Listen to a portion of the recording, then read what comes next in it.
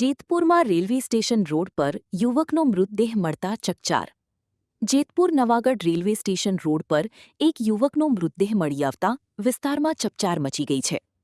પ્રાપ્ત માહિતી મુજબ મૃતકની ઓળખ દિનેશભાઈ મેણિયા, ઉંમર આશરે 40 વર્ષ તરીકે થઈ છે. મૃતદેહ રોડ પર પડેલી હાલતમાં મળી આવ્યો હતો.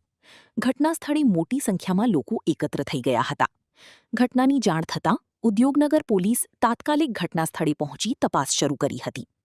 મૃતદેહના મોઢામાંથી ફીણ નીકળતી હાલત જોવા મળતા પોલીસે મૃતદેહને પોસ્ટમોર્ટમ માટે જેતપુર સરકારી હોસ્પિટલ ખાતે ખસેડ્યો છે. રિપોર્ટર રાકેશ પીઠડિયા, જેતપુર. માં motor driving, safe and sure driving. Driving એ શોખ સાથે આપની મોટી જવાબદારી પણ છે. અમારા ઇન્સ્ટ્રક્ટર દ્વારા સચોટ અને સરળ માર્ગદર્શન.